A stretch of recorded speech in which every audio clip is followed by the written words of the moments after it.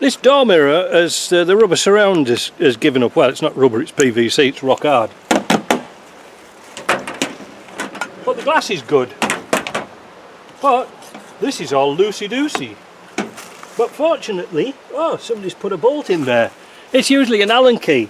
So what we're going to do is we're going to put some penetrating oil in here, because there's a clamp that clamps this together. Going to look for another rubber seal and bang it on, and job's done. That's easy, isn't it?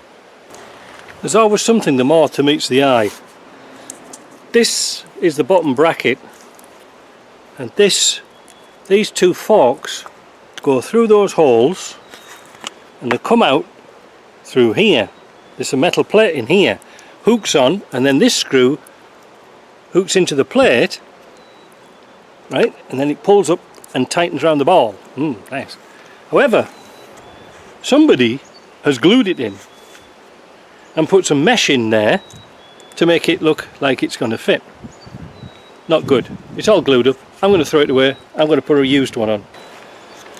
If you see this Britrest mirror, perhaps you can see what we're talking about. It's not the best, it's a used one, but it's not really good. But that goes through there like that, and then clamps around like that when you tighten your bolt in, and it pinches around the plastic here. Well, this is a bit cracked, but it's not that bad.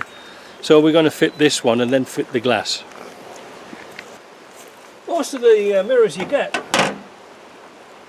I've got a little plastic sleeving in there. It doesn't really do much, but this is what it should look like. You can see the hooks have come through there, look, you see, and that'll nip down. So when we got it in place, we'll tighten up this bolt and it'll all be done.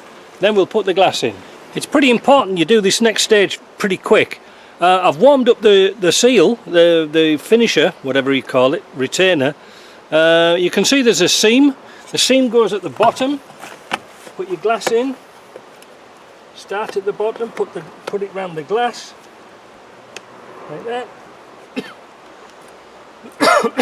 And then you just work it around. And you'll see it'll stretch.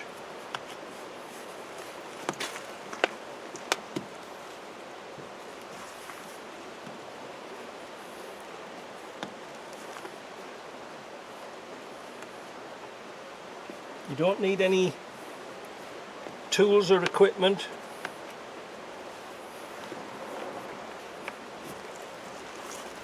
Just use your fingers.